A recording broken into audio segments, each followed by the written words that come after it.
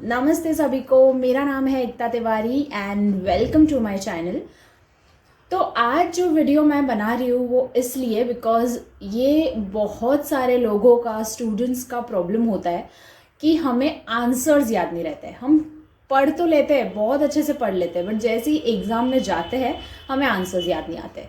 अब ऐसा क्यों होता है? हम पढ़ते तो बहुत अच्छे से फिर भी हमें आंसर्स याद नहीं होते।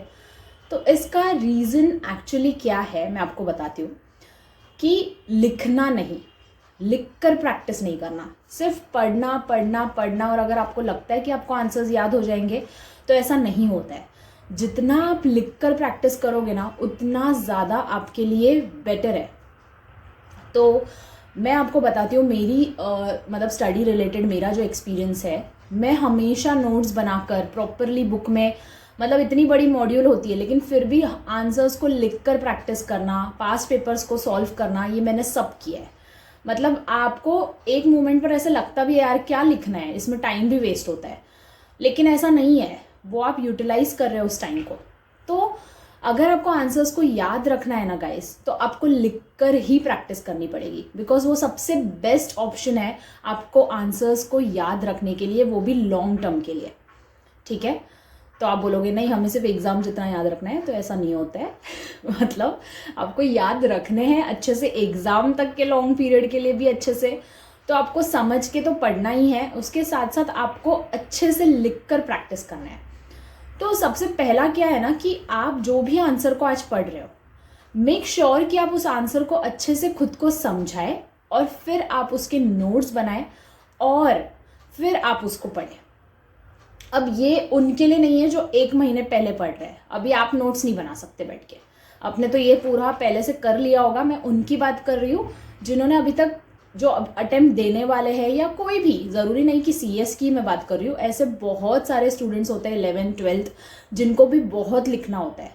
तो मेक श्योर कि आप लिख कर प्रैक्टिस करें, बिकॉज मैं आपको एक बात बताती हूँ कि हमारा जो दिमाग होता है ना, उसको लिखना, जो लिखा हुआ होता है, जो हम एक बार लिख देते हैं पेपर पे, वो उसको अच्छे से याद रहता है। आपने कभी नोटिस किया होगा, अगर आपको कोई चार्ट्स बना कर दे, कोई ग्राफ्स बना कर दे, कोई फिगर्स है, वो आपको इजीली याद होंगे इंस्टेड ऑफ वर्ड्स। ऐसा होता है। आप कभी भी नोट करना, अगर आप फिगर्स में कोई चीज़ को पढ़ रहे हो ना, अगर आपने चार्ट से बाइफोकेशन कर दिया है किसी आंसर का, तो आप ज़्यादा इजीली याद कर सकते हो। आपके दिमाग को वो ज़्यादा जल्दी याद होता है वर्ड्स के बजाय अगर आप उनको ऐसे बॉक्सेस में एकदम अच्छे से क्रिएटिवली बनाकर पढ़ेंगे तो। बट इसके लिए ऑब्वियसली आपको टाइम लगता है और आपको स्टार्टिंग से ऐसा मेंटेन करके रखना है अपना स्टडी पैटर्न तो ही।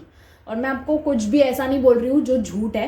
मैं खुद बुक में लिखकर, अच्छे से लिखकर, प्रैक्टिस कर कर ही आंसर्स मतलब एग्जाम्स में जाकर अटेम्प्ट करती थी। और यही भी रीज़न है प्रोफेशनल एक बार में क्लियर होने का, क्योंकि प्रैक्टिस मेक्स मैन परफेक्ट और आंसर्स आपको अच्छे से याद हो जाते हैं। ठीक है? तो सबसे मेन रूल अगर कोई है तो वो है लिख कर प्रैक्टिस करना। दूसरा आप ये भी कर सकते हो कि आप अपने आप को जब पढ़ाते हो कोई आंसर, जब कोई भी आंसर आप पढ़ते हो, तो मैं तो खुद बहुत चिल्ला चिल्ला के पढ़ती थी। मतलब जैसे कोई टीचर अपने स्टूडेंट्स को पढ़ाती है, मैं वैसे ही पढ़ाती थी। तो मुझे नहीं पता आपकी कैसी स्ट्रैटेजी होती है पढ़ाई को लेकर, आप मतलब क्या प्रैक्टिस फॉलो करते हो आप। कुछ लोगों को मन में पढ़ना अच्छा लगता है, बट मैं वैसी नहीं थी। मुझे हमेशा चिल्लाकर, ज़ोर से बोलकर, पूरे घर वालों को सुनाकर कि मैं क्या पढ़ रही हूँ ताकि वो भी समझ जाए। तो ऐसे मैं पढ़ती थी। तो आप भी अगर ऐसे पढ़ोगे तो मुझे ऐसे लगता है कि इससे ज़्यादा अच्छे से याद रहता है। जब हम खुद को पढ़ाते हैं ना, मतलब हमको ऐसे ट्रीट करना है कि हम किसी को पढ़ा रहे हैं और हमने अच्छे से समझा होगा ना, तभी हम किसी को अच्छे से समझा पाएंगे। अगर हम खुद ही कोई आंसर को लेकर एक्सट्रीम कंफ्यूज है तो हम किसी को क्या ही समझा पाएंगे। अगर हम खुद एक आंसर को बहुत अच्छे से पढ़ चुके हैं फिर आप किसी को समझा रहे हो, तो वो बहुत ज़्यादा ईजी हो जाता है सामने वाले के समझने के लिए। तो यहाँ पर आपको जो आंसर्स लिखने होते हैं एग्जाम में, वो आपके जो चेक करने वाला होता है, जो चेकर होता है, उसको वो आंसर समझ में आने चाहिए। मतलब आप किसी को समझा रहे हो, ऐसे आपको लिखना है। और जहाँ तक बात प्रोफेशनल एग्जाम की होती है, वहाँ तो आपको ऑब्वियसली वर्ड टू वर्ड, मतलब पॉइंट टू पॉइंट चीज़ें लिखनी होती है। मतलब वहाँ पर आप कुछ भर भर के मन से फेंक नहीं सकते, है ना। मतलब एक्स्ट्रा कुछ नहीं लिख सकते बहुत ज़्यादा, जो मॉड्यूल बोलती है उसके हिसाब से। तो उसके लिए भी तो ऑब्वियसली आपको लिख कर प्रैक्टिस करनी पड़ेगी ना। तभी जाकर आप अच्छे से अटेम्प्ट कर पाओगे पेपर को। थर्ड, आप ये कर सकते हो कि मैं ऐसा करती थी कि अगर कोई बहुत ही ज़्यादा क्रिटिकल आंसर है, मतलब उसमें से कुछ पैराग्राफ ऐसा है जो आपको नहीं समझ आ रहा है, आप उसको बार बार पढ़ रहे हो लेकिन फिर भी वो आपको याद नहीं हो रहा है, तो आप क्या करो कि उस आंसर के टाइम जब आपको सिखाया गया है या आपने जब वो सीखा है किसी प्रोफेसर से, तो आप उसको अपनी ओन लैंग्वेज में साइड में लिख लो। मतलब अगर आपको मराठी समझ में आती है तो आप मराठी से अच्छे से लिख दो। मैं हिंदी में लिख देती थी अच्छे से, क्योंकि मतलब मुझे समझ आ जाता था कि ये थोड़ा क्रिटिकल टॉपिक है, ये मुझे एक बार में समझ में नहीं आ सकता, तो मैं इसलिए हिंदी में वहाँ पर साइड में लिख देती थी, ताकि जब भी मैं उस आंसर को पढूं तो वो हिंदी वाले से मुझे समझ में आ जाए।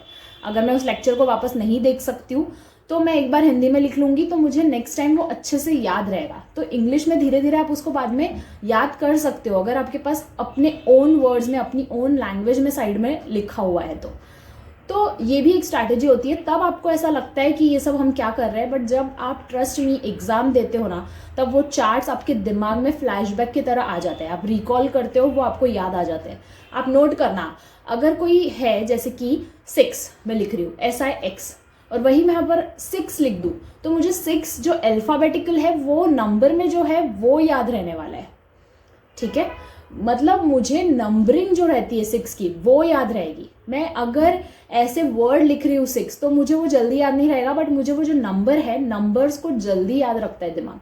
तो आपको ये सब चीज़ें याद रखनी चाहिए हमेशा, जो आपको हेल्प करे, स्पेसिफिकली उनको जिनको आंसर्स याद नहीं रहते हैं। और इतनी मोटी मॉड्यूल होती है, सब याद रख पाना इजी नहीं होता है, इसीलिए हम बोलते हैं कि लिख कर प्रैक्टिस करो, लिख कर प्रैक्टिस करो, उससे आपके लिए ज़्यादा इजी हो जाता है, ठीक है। तो पेपर सॉल्व करना, लिखना, और ये जो मैं आपको स्ट्रैटेजीज बता रही हूँ, मैं ये खुद फॉलो करती थी, इसलिए मैं आपको बता रही हूँ। तो और आप क्या कर सकते हो, और जो मैं आपको हमेशा बोलती हूँ कि हमेशा कोई भी आंसर को ऐसे पढ़े जैसे आपका कल ही एग्ज़ाम है, उस टॉपिक पर आपको कल ही एग्ज़ाम देना है। तो आप जब ऐसे पढ़ते हो तो आपका प्रोसेस, मेंटल प्रोसेस भी वैसे ही काम करता है, आपके थॉट्स वैसे ही काम करते हैं। उस मतलब वो जो प्रेशर होता है कि आपका कल ही एग्ज़ाम है, मैं मानती हूँ कि ये मानना थोड़ा सा डिफिकल्ट होता है, बट इट वर्क्स। आप अगर ट्राई करना स्टार्ट करो तो इट वर्क्स। ये सोच लो दिमाग में कि कल ही मेरा इस पर पेपर है, कल मुझे इस पर टेस्ट देना है, तो मैं कैसे पढ़ती हूँ, और बहुत डिफरेंस होता है आपकी पढ़ाई में फिर, ठीक है। तो ये भी एक चीज़ है जो आपको हेल्प करेगी। अगर आप अच्छे से समझ के पढ़ोगे तो आपको चीज़ें ज़्यादा याद रहती है, रट्टा मारोगे तो चीज़ें याद नहीं होती है, और वो कुछ लिमिटेड पीरियड के लिए ही याद रहती है। बट अगर आप लिख कर, समझ कर चीज़ों को पढ़ते हो तो वो आपको लॉन्ग टर्म के लिए याद रहती है, और आप उनको कभी नहीं भूलते, अनलेस एंड अनटिल आप प्रैक्टिस ही नहीं करते, बिल्कुल उनको बिल्कुल आगे जाकर छोड़ ही देते हो। बट ऐसा होता नहीं है।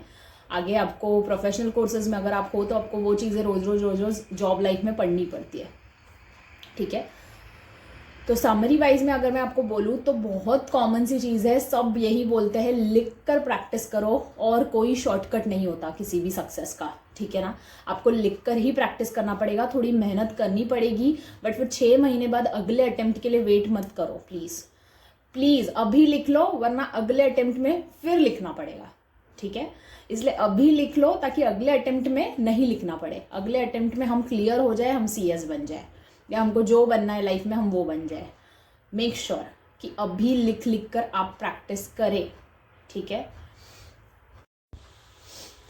सो आई होप कि आपके लिए जो ये वीडियो था वो इन्फॉर्मेटिव था। बहुत बेसिक सी चीज़ें हैं जो हम हर कोई करता है, और आपको यहाँ पर आकर बताता है कि हमने ऐसे प्रैक्टिस की थी, हमने पास्ट पेपर सॉल्व किए, हमने लिख कर प्रैक्टिस की, हमने ये किया वो किया, रिवाइज किया, खुद को समझा कर पढ़ा।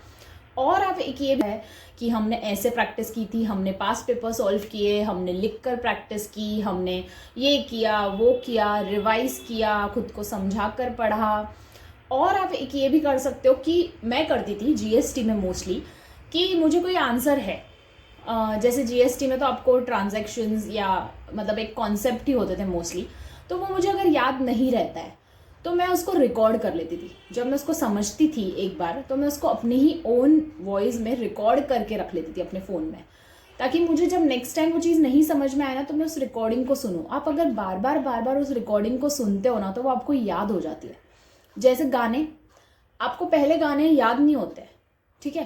बट द मोमेंट आप उनको बार बार सुनते हो ना, वो गाने आपको याद हो जाते हैं। तो आपको जब गाने याद हो सकते हैं तो आपको पढ़ाई तो याद हो सकती है। बस रीज़न ये है कि पढ़ाई हमको इंटरेस्टिंग नहीं लगती और गाने हमको इंटरेस्टिंग लगते हैं, है ना। मैं सबकी बात नहीं कर रही हूँ, बट हाँ, गाने इंटरेस्टिंग होते हैं, इसलिए हम उनको बार बार सुनते हैं और फिर याद हो जाते हैं, और फिर एक मोमेंट पर आकर हम उनसे बोर हो जाते हैं तो हम उनको वापस नहीं सुनते हैं। ये भी एक रियलिटी है। तो जोक्स अपार्ट, यही रीज़न है कि आपको लॉजिकली सोचना है और लिख कर प्रैक्टिस करनी है। और सच में जो गाने वाला मैं बोल रही हूँ ना कि वॉइस रिकॉर्डिंग कर कर खुद की आवाज़ को सुनो बार बार, डेफिनेटली आपको आंसर्स याद होंगे। ये ट्रिक बहुत काम करती है गाइस। सो आई होप आपको सब समझ में आया होगा। अगर आपको कोई भी डाउट है तो आप मुझे प्लीज़ कमेंट सेक्शन में पूछें। अगर आपको कोई क्वेश्चन और कुछ क्वेश्चंस पूछने हैं तो आप प्लीज़ पूछो, ताकि मुझे भी आइडिया आए कि आपको किस बारे में जानने की इच्छा होती है, किस बारे में आप जानना चाहते हैं। तो thank you so much for listening. Keep going, keep shining and keep growing, keep smiling. Bye.